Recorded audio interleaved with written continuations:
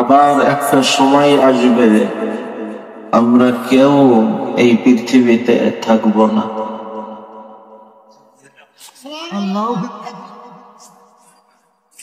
খুব অল্প সময়ের জন্যই আল্লাহ তাআলা আমাদেরকে এই দুনিয়াতে পাঠিয়েছেন।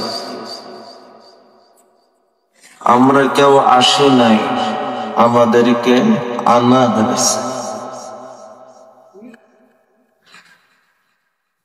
যদি আশা হতো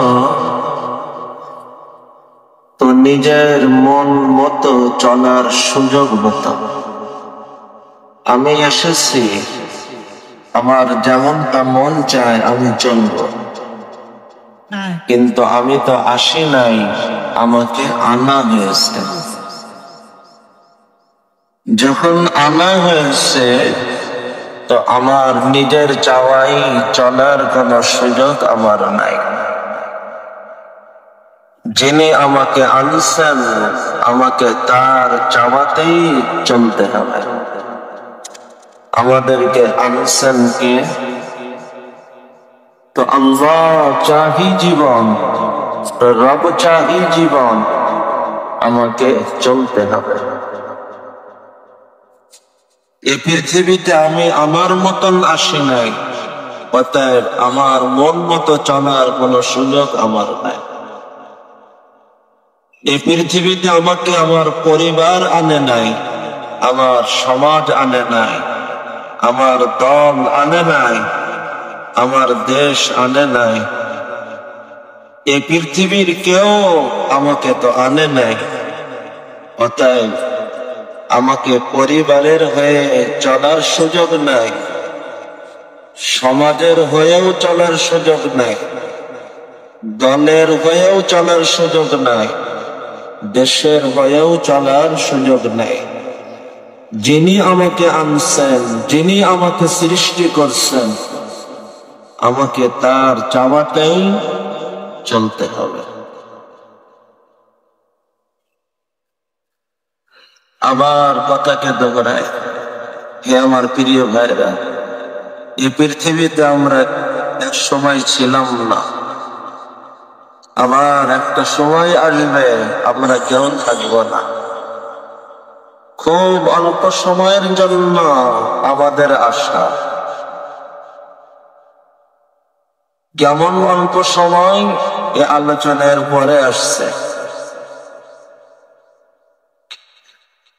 আসছি নিজের মতো না, আমাকে কেউ আনছেন।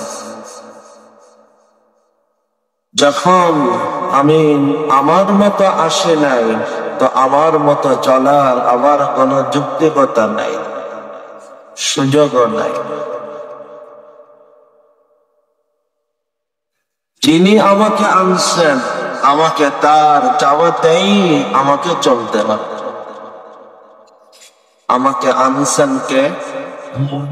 তো আল্লাহ চাহি জীবন, আমাকে গ্রহণ করতে হবে। আমি আমার নিজের মতো আসি নাই, অতএব আমি আমার নিজের মতো চলার আমার অনুমতি নাই। মন চাহি জিন্দেগির কোন সুযোগ আমার নাই। পরিবার আমাকে আনে নাই, পরিবার চাহি জীবন, চলার কোন সুযোগও আমার নাই।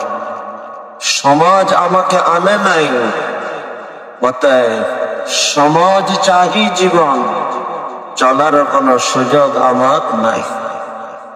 দল আমাকে আনে নাই, অতএব দল চাহি জীবন, দল চাওয়াতে আমার চলার কোন সুযোগ নাই। পৃথিবীর কেউ আমাকে আনে নাই, পৃথিবীর কারোর চাওয়াই আমার চলার কোন সুযোগ নাই। আমাকে আনছেন কে? একমাত্র আল্লাহ আমাকে আনছেন, অতএব আমাকে আল্লাহ চাহি জীবন, আমাকে চলতে হবে। আল্লাহ চাহি জীবন, আমাকে গ্রহণ করতে হবে। হে আমার প্রিয় ভাইরা, যে দুনিয়াতে মন চাহি জীবন ছেড়ে, সমাজ চাহি জীবন ছেড়ে,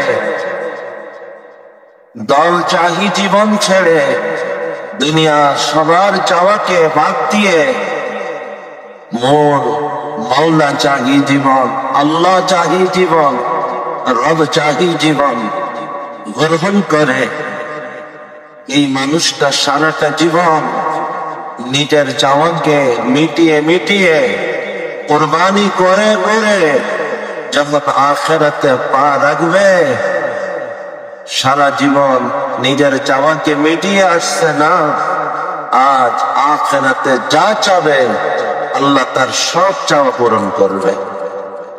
শুধু চাওয়া না, আরে সে যা ভাববে তার ভাবনা আল্লাহ তার সামনে এনে হাজির করে দেবে। ওয়ালাকুম ফিহা মা তাশতাহি আনফুসুকুম ওয়ালাকুম ফিহা মা তাদউন। তোমার চাইতে দেরি, মিলতে দেরি হবে না। আরে চাওয়া না, ভাবতে দেরি, হাজির হতে দেরি হবে। আল্লাহ ওই জিন্দেগি আমাকে আমাদের সকলকে নসিব করেন। হে আমার প্রিয় ভাইয়া, তো দুনিয়াতে ছিলাম না, আবার একটা সময় আসছে দুনিয়াতে আমরা গেও থাকবো। মাঝখানে খুব অল্প সময়ের জন্য আসা, এবং সেই আশাটাও আমার নিজের মতো আশা না, আমার মাওলা আমাকে আনছে। এই যে অল্প সময়, একদিকে অল্প, এত অল্প কল্পনাতীত অল্প, অপরদিকে এত গুরুত্ব কল্পনাতীত গুরুত্ব। দুনিয়ার এই জীবনটা একদিকে খুব ক্ষণিকে, অপরদিকে বড় গুরুত্ব। অল্প কেমন? মুসলিম শরীফের মধ্যে নবীজি সাল্লাল্লাহু আলাইহি ওয়াসাল্লাম ফরমান, কেউ সাগরের ভিতরে আঙ্গুল ডুবাই উঠায় আনে, তো সাগর ভরা পানির সামনে তার আঙ্গুলে উঠে আসা এক ফোঁটা পানি যেমন, আখিরাতের সামনে দুনিয়াটা এমনই এমন। ওয়াল্লাহি মাদ দুনিয়া ফিল আখিরাহ, ওয়াল্লাহি মাদ দুনিয়া ফিল আখিরাহ ইল্লা মিথলু মা ইয়াজআলু আহাদুকুম ইসফাহু ফিল ইয়ামি ফালইয়ানজুর বিমা ইয়ারজি'।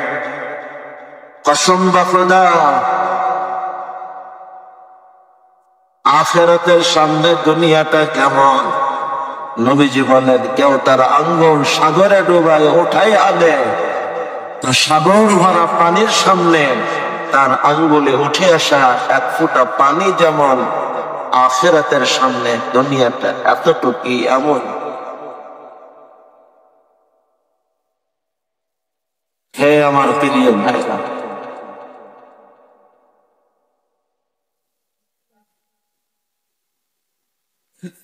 নবীজি সাল্লাল্লাহু আলাইহি ওয়াসাল্লাম এই হাদিস দিয়ে আমাদেরকে কি বুঝিয়েছেন? মুসলমান, আজ তুমি দুনিয়ার পিছনে দেওয়ানার মতো ছুটতেছ।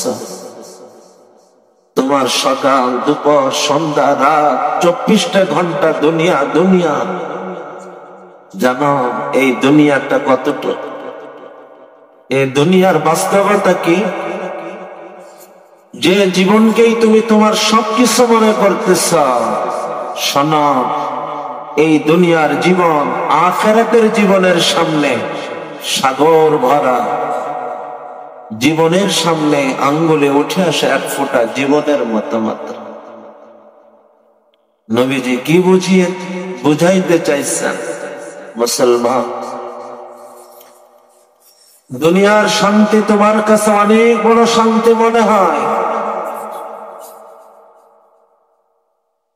যে শান্তি আসলে ওই দুনিয়ার শান্তি পাওয়ার জন্য তুমি দেওয়ানা হয়ে যাও। মনে রেখো, দুনিয়া তোমার পুরা জীবন ভর দুনিয়াতে যতটুকু শান্তি তুমি পেতে পারো, ও শান্তি এক ফোঁটা মাত্র।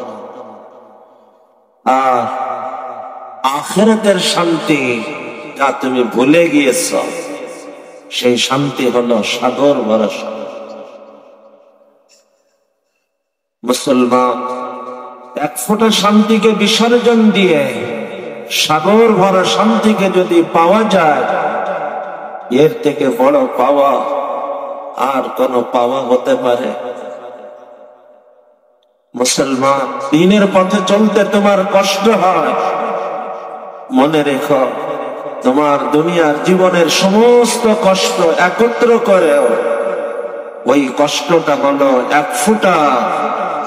আর তুমি যে পথে চলতেছ, চলতেই আসো, এই পথের মাথায় যে আখিরাতের কষ্ট, সেই কষ্ট হলো সাগর ভরা। মুসলমান, এক ফোঁটা কষ্ট মেনে দিয়ে সাগর ভরা কষ্ট থেকে যদি বাঁচা যায়, বলো এর থেকে বড় বাঁচা আর কোন বাঁচা হতে পারে?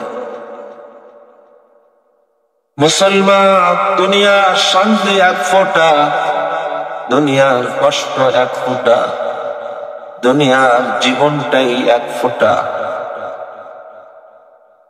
আখিরাতের শান্তি সাগর ভরা, কষ্টটাও সাগর ভরা। আখিরাতের জীবনটাই যে সাগর ভরা।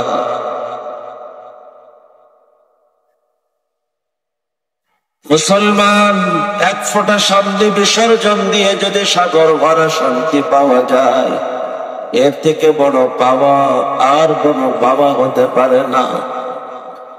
এক ফোঁটা কষ্টকে মেনে নিয়ে যদি সাগর ভরা কষ্ট থেকে বাঁচা যায়, এর থেকে বড় বাঁচা আর কোনো বাঁচা হতে পারে না। হে আমার প্রিয় ভাইরা, খুব গুরুত্বের সাথে একটা পয়েন্ট ভাবা। আল্লাহ দুনিয়াতে মাত্র এক ফোঁটা শান্তি, এক ফোঁটা কষ্ট কেন দেন? আর সাগর ভরা শান্তি কষ্ট আখিরাতে কেন রাখে? দুনিয়াতে শান্তি আর কষ্ট এক ফোঁটা, এ যদি দেওয়ার উদ্দেশ্যে হতো, তাহলে তো বন্টনটা এভাবে বুঝে আসে না। বন্টন আধা আধা হয়, এক পাশে 60 আর এক পাশে 40, 70-30 হয়, 80-20 হয়, 90-10, 99 আর তাও না। এক পাশে 999, আর এক পাশে আর তাও না। আর এক পাশে 99 লক্ষ, 99 কোটি, 99 লক্ষ, 99,999। আর এক পাশে আর তাও না। এক পাশে সাগর ভরা, আর এক পাশে এক ফোঁটা। কেন? বোঝা গেল এই শান্তির উদ্দেশ্য শান্তি দেওয়া না, এই এক ফোঁটা কষ্টের উদ্দেশ্যে কষ্ট দেওয়া না। উদ্দেশ্য অন্য কিছু। কি সেই উদ্দেশ্য? হে আমার প্রিয় ভাইরা, মানুষের জীবনে শান্তি আসে, ওই শান্তি তার কাছে এত মজার, এত মুগ্ধকর, এত বড় লোভনীয় পাওয়ার হয়। ওই শান্তিকে পাওয়ার জন্য তার দিন থাকে না, রাত থাকে না, আরাম থাকে না। শান্তিকে পাওয়ার জন্য সে পাগল হয়ে ছোটে। আমার আল্লাহ আমার ভিতরে অনুভূতি জাগাইতে চান, বান্দারে এক ফোঁটা শান্তি যদি এত শান্তির হয়, একবার কি ভেবে দেখেছ সেই সাগর ভরা শান্তি কেমন শান্তির হবে? আরে এক ফোঁটা শান্তি যদি এত শান্তির হয়, সেই সাগর ভরা শান্তি কত শান্তির হবে? একবার কি ভেবে দেখেছ? আরে এক ফোঁটা শান্তি পাওয়ার জন্য এত কিছু যদি করতে হয়, সেই সাগর ভরা শান্তি পাওয়ার জন্য বান্দা তোমার কোনই কি করণীয় নাই, কোনই কি করণীয় নাই। কেমনে ভুলে আসো, কেমনে বসে আসো, কেমনে নির্জীব হয়ে আসো আখিরাতের ব্যাপারে। আরে এক ফোঁটা শান্তি যদি এত শান্তির হয়, সেই সাগর ভরা শান্তি কত শান্তির হবে ভেবে দেখেছো কখনো? এক ফোঁটা শান্তি পাওয়ার জন্য এত কিছু যদি করতে হয়, সেই সাগর ভরা শান্তি পাওয়ার জন্য তোমার কি কোনোই করণীয় নাই? আমার মনে পড়ছে হাদিসে আসা ঘটনা। বাহরাইন থেকে মালে গনিমত আসছে, সাহাবায়ে কেরাম উল্টিয়ে দেখতেছেন। হঠাৎ একটা সুন্দর কাপড়ের পরে নজর পড়ল। সবাই মিলে ওই কাপড়টা দেখার মধ্যে যেন ডুবে গেছেন। কি মিহি, কি মোলায়েম, কি চমৎকার, কত না সুন্দর কাপড়। সাহাবায়ে কেরাম এই সুন্দর কাপড় দেখার ভিতরে ডুবে আছেন। নবীজি সাল্লাল্লাহু আলাইহি ওয়াসাল্লামের নজরে পড়ছে। সাথে সাথে নবীজি বলে উঠছেন সাল্লাল্লাহু আলাইহি ওয়াসাল্লাম, আরে 2 দিন আগে যে সাদ মারা গিয়েছে না, আল্লাহ তাকে জান্নাতে যে হাত রুমাল দিয়েছেন, সেই রুমালটাও এর থেকে বহু উন্নত। ভাববার বিষয়। সাহাবায়ে কেরাম দুনিয়ার সুন্দর একটা কাপড় দেখার ভিতরে ডুবে আছেন। নবীজি তাদের চোখ এই সুন্দর কাপড় থেকে টানতে টানতে জান্নাতের কাপড় পর্যন্ত নিয়ে যাইতেছেন। বোঝা গেল মুসলমান দুনিয়ার জনগণ সুন্দর কাপড় যখন দেখবে, তার চোখ যেন এই সুন্দর পর্যন্ত থেমে না যায়। এই সুন্দরের ভিতর দিয়ে সে যেন জান্নাতের ওই সাগর ভরা সুন্দরকে অনুভব করতে চেষ্টা করে।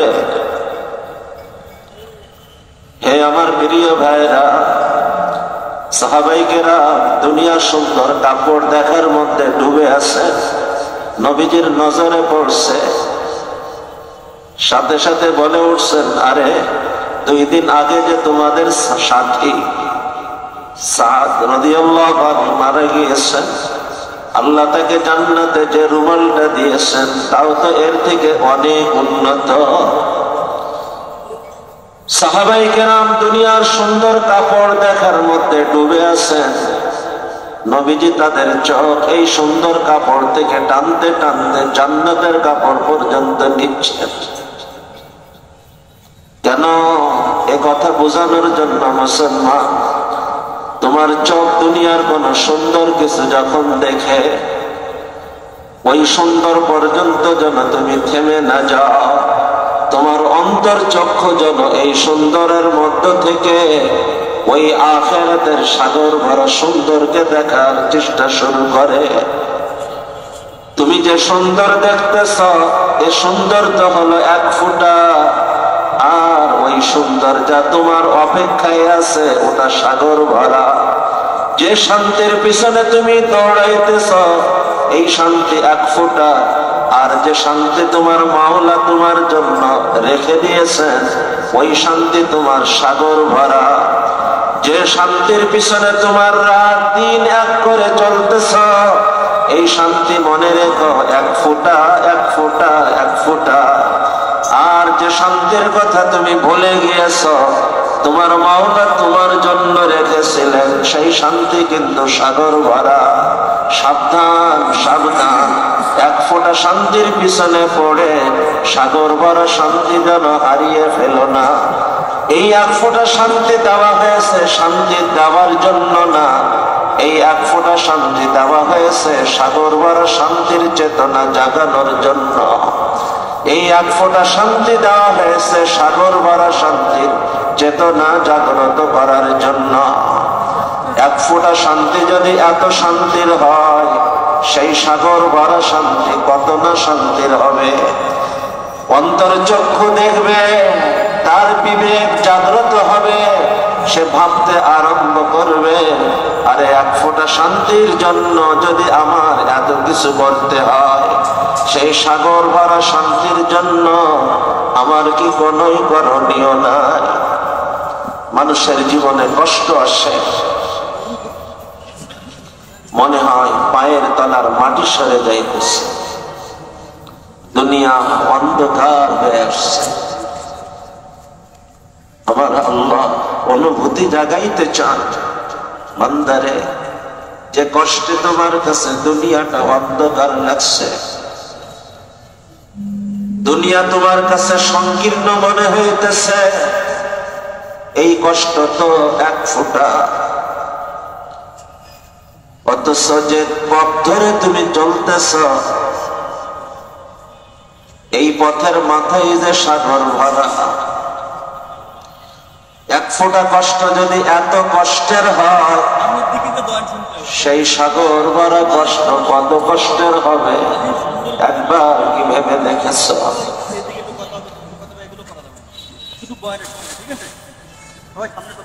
এক ফোঁটা কষ্ট আসে, এর থেকে বাঁচার জন্য তুমি কত তদবির, কত যোগাযোগ, কত চেষ্টা, কত দৌড়ঝাঁপ না করো।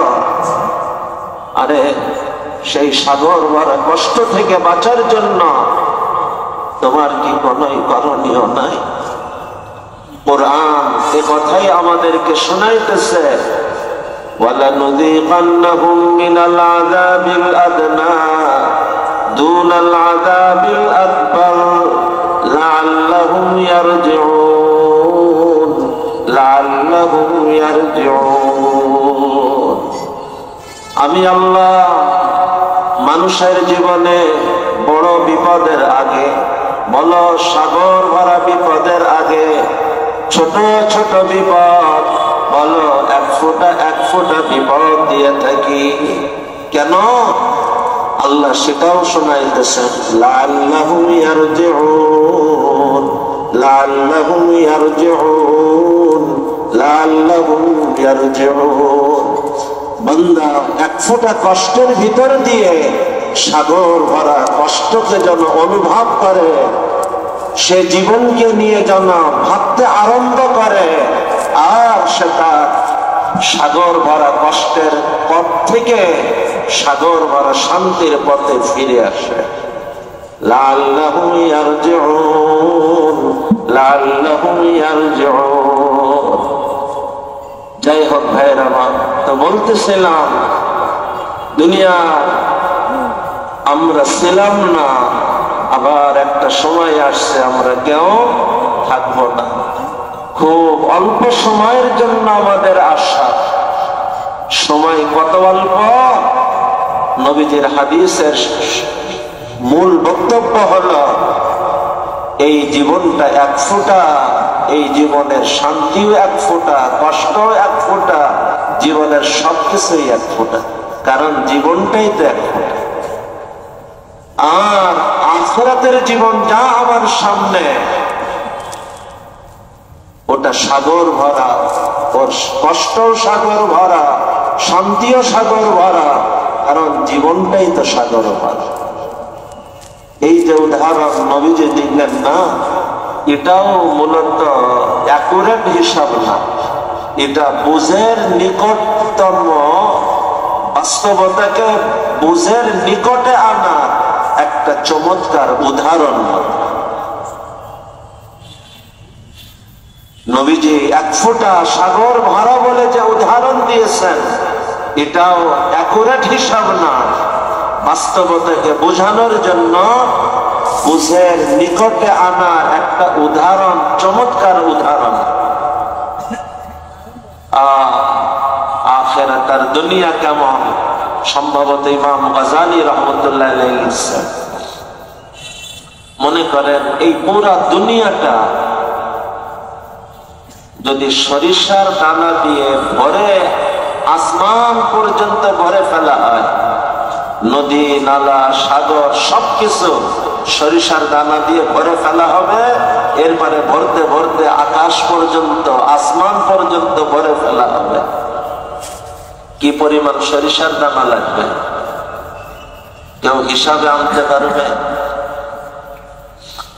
এরপর কল্পনা করেন সেম আর একটা দুনিয়া আল্লাহ তৈরি করলেন, আর একটা পাখি নিযুক্ত করলেন যে এই দুনিয়ার থেকে একটা দানা ওই দুনিয়াতে রাখবে, মাঝখানে 1000 বছর অপেক্ষা করবে, এরপর আরেকটা দানা নিয়ে যাবে, আবার 1000 বছর বিলম্বে আরেকটা দানা নিবে। এইভাবে 1000 বছর বিলম্বে বিলম্বে এক একটা দানা যদি পার হতে থাকে, তো এই পুরা দুনিয়া ভরা সরিষার দানা দিয়ে এর শেষ দানা ওই দুনিয়াতে পৌঁছতে কত কাল, কত যুগ লাগতে পারে? কোন ক্যালকুলেটরে, কোন কম্পিউটারে হিসাব আনা সম্ভব? কিন্তু ভাবনার জগতে এতটুকু ভাবা সম্ভব। হ্যাঁ, একটা দিন আসবে যে শেষ দানাটাও ওই দুনিয়াতে যাবে। ভাইরা আমার, বিশ্বাস রাখে, এদিন রাখে, তারপরেও আখিরাতের জীবন শেষ হবে না। 1000 বছরের বিলম্বে কেন, লক্ষ বছরের বিলম্বেও যদি হয়, লক্ষ বছরের বিলম্ব কেন, কোটি কোটি বছরের বিলম্বেও যদি এক একটা দানা পৌঁছানো হয়, তারপরেও একটা দিন আসবে শেষ দানাটাও পার হবে।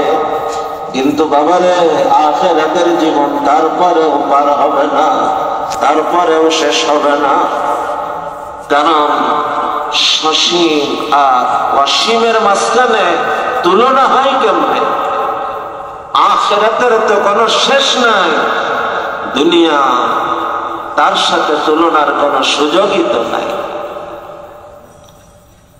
আল্লাহ, হে মুসলমান, যে দুনিয়ার পিছনে আমরা ছুটতেছি, এই দুনিয়া কিন্তু এক ফোঁটা আখিরাত যার থেকে আমি ভুলে আসি, আর আমার মাওলা আমাকে দেওয়ার জন্য তৈরি করে রাখছিলেন, সেটা সাগর ভরা।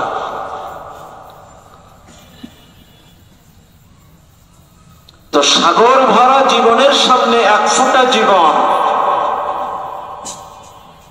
ওই দুনিয়া ভরা সরিষার দানা 1000 বছরের বিলম্বে, লক্ষ বছরের বিলম্বে, কোটি কোটি বছরের বিলম্বে ওই দুনিয়াতে এক একটা দানা পচতে পচতে শেষ দানাটাও যখন পচবে,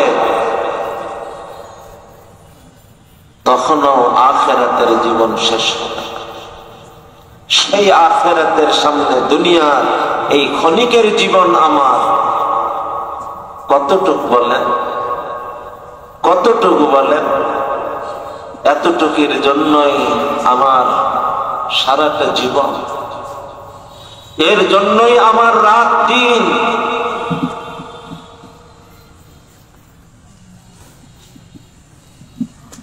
হে আমার প্রিয় ভাইরা, জাগো, আর কত সময় ঘুমিয়ে থাকবে?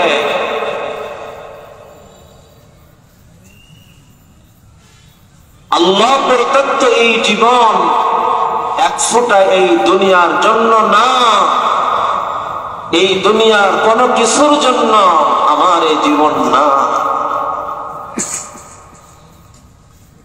অনেকে মনে করে আমার জীবন আমার বাবা মার জন্য, কেউ মনে করে আমার জীবন আমার পরিবারের জন্য, কেউ মনে করে জীবন আমার সমাজের জন্য, কেউ মনে করে জীবন আমার দলের জন্য, কেউ মনে করে জীবন আমার দেশের জন্য। যার কারণে যে কাউকে ভালোবাসে, এই তো গত মনে হয় 2-1 সপ্তাহ আগে একজন বলতেছে, হুজুর, স্বামী স্ত্রীর সম্পর্ক আমাদের খুব খারাপ চলতেছে, এখন মনে হইতেছে বেঁচে থেকে লাভটা কি, বেঁচে থাকার মূল্যই নেই আর। আরে আমার এই জীবন সামান্য একটা স্ত্রীর জন্য, সামান্য একটা পরিবারের জন্য। ব্যবসায় লস হয়েছে, নিঃস্ব হয়েছে, জীবন থেকে হাত গুটিয়ে নেওয়ার চিন্তা করতেছে। আমার এই জীবন ঠিক আছে ক্ষণিকের জন্য, কিন্তু এই জীবন আসছে ক্ষণিকের জন্য, কিন্তু এই জীবন এতটা মূল্যবান, সেই সাগর ভরা জীবনে শান্তি পাওয়ার, সেই সাগর ভরা জীবনে সমস্ত কিছু পাওয়ার মাধ্যম আর ভিত হলো এই এক ফোঁটা জীবন। আমার এই জীবন ক্ষুদ্র হতে পারে, কিন্তু এই জীবন এতটা দামি, এতটা দামি, আমি এই এক ফোঁটা ক্ষুদ্র জীবনকে যদি সঠিকভাবে ব্যবহার করতে পারি, আমার জন্য অপেক্ষা করতেছে ওই সাগর ভরা জীবন, অপেক্ষা করতেছে সাগর ভরা শান্তি, অপেক্ষা করতেছে সাগর ভরা নাজ নেয়ামত, অপেক্ষা করতেছে এত এত নাজ ও নেয়ামত যা কোনো চোখ দেখে নাই, কোনো কান শোনে নাই, কোনো কল্পনাতেও আসতে পারে না। হে আমার প্রিয় ভাইরা, আমার এই জীবন এত দামি জীবন, এত দামি জীবন, এত দামি জীবন, হতে পারে ক্ষণিকের জীবন, কিন্তু এত দামি জীবন আমি যদি এটা সঠিকভাবে ব্যবহার করতে পারি, সঠিকভাবে এর মূল্যায়ন করতে পারি, সঠিকভাবে এর পরিচর্যা করতে পারি, হে আমার প্রিয় ভাইরা, এই ক্ষুদ্র জীবনের প্রাপ্তি সাগর ভরা আখিরাতের নেয়ামত, সাগর ভরা আখিরাতের শুধু নেয়ামত না, এর থেকেও বড় কিছু যা আমাকে আপনাকে নেশার জগতে হারাই দেওয়ার মতো। হে আমার প্রিয় ভাইরা, সামান্য সন্তানের জন্য আমার জীবন না, সামান্য স্ত্রীর জন্য আমার জীবন না, সামান্য পরিবারের জন্য আমার জীবন না, সামান্য টাকা পয়সা ব্যবসা বাণিজ্যের জন্য আমার জীবন না, সামান্য দলদারি দেশদারির জন্য আমার জীবন না, আমার জীবন এর থেকেও অনেক অনেক শতগুণ না, হাজার গুণ না, লাখ কোটি গুণ, তার থেকেও বেশি দামি কোনো কিছুর জন্য আল্লাহ দিয়েছেন। জীবনের পরিচয় জানো, জীবনের পরিচয় জানো, জীবনের পরিচয় জানো। যদি জীবনের পরিচয় না জানো, এই জীবনের সঠিক মূল্যায়ন করতে পারবে না। হে আমার প্রিয় ভাইরা, আমি আপনাদেরকে একটা কাল্পনিক গল্প শোনাই, বাস্তবতা বোঝানোর বড় চমৎকার গল্প। একজন সাধারণ মানুষ, অত্যন্ত গরিব, পায়ে জুতা পরার মতন সামর্থ্য নাই, সারাদিন খালি পায়ে কাজ করে, সন্ধ্যায় ঘরে ওঠার সময় পাটা সুন্দর করে ধুয়ে ঘরে ওঠে, এমন অসহায়। একদিন জঙ্গলে চলতেছে, হঠাৎ একটা সুন্দর পাথর খণ্ড পেল। সে মনে মনে ভাবল, আমি তো সারাদিন খালি পায়ে কাজ করি, ঘরে ওঠার সময় পাটা ধুতে হয়, এই পাথরটা পা ধোয়ার জন্য খুব উপযুক্ত মনে হইতেছে। সে পাথরটা নিয়ে ঘরের বারান্দার নিচে রেখে নিয়মিত খালি পায়ে কাজ করে সন্ধ্যায় যখন ঘরে আসে, ওই পাথরের পরে দাঁড়িয়ে পাটা সুন্দর করে ধুয়ে ঘরে ওঠে। চলতেছে এইভাবে। কিছুদিন যাবার পর তার বাড়িতে এক মেহমান আসছে, যে মেহমান পাথর সম্পর্কে কিছুটা ধারণা রাখে। সে এই পাথরটা দেখে বলতেছে, ভাই ভাই, এ দামি পাথর আপনি এভাবে বাহিরে ফেলে রাখছেন কেন? যখন বুঝছে এটা দামি পাথর, তো পাথরটা ওখান থেকে উঠায় ঘরের ভিতরে রেখে দিচ্ছে। চলতেছে, সুযোগ মতন বিক্রি করবে হয়তো। এর ভিতরে তার বাড়িতে আর একজন মেহমান আসছে, যে পাথর সম্পর্কে ধারণা না, পাথর সম্পর্কে বিজ্ঞ বলেন বিশেষজ্ঞ। সে ঘরের ভিতরে পড়া এই পাথরটা দেখে বলতেছে, আরে ভাই, আপনি কি পাগল হয়ে গেছেন? এত দামি পাথর ঘরের ভিতরে রেখে দিচ্ছেন? কাছে কেন? কাছে জানেন আপনি এই পাথর এ তো স্বর্ণ থেকেও দামি, হীরা ডায়মন্ড তৈরি হয় যে পাথর থেকে, সেই পাথরের পাথরে। যখন শুনছে যে স্বর্ণ থেকেও দামি হীরা ডায়মন্ডের ধারার পাথর, এবার ওটাকে বাক্সের ভিতরে ঢুকায় তালা মেরে রেখে পাহারা দেওয়ার ব্যবস্থা করে রাখছে। ভাইরা মা, পাথর কিন্তু একই পাথর। যখন কোনো পরিচয় ছিল না, পা ধোয়ার কাজে ব্যবহার করতেছে আর মনে করতেছে আমি আমার পাথরের তো সঠিক ব্যবহার করতেছি। যখন কিছুটা পরিচয় পেয়েছে, তখন সে ঘরের ভিতরে উঠিয়ে হেফাজত করতেছে আর মনে করতেছে আমি পাথরের সঠিক মূল্যায়ন করছি।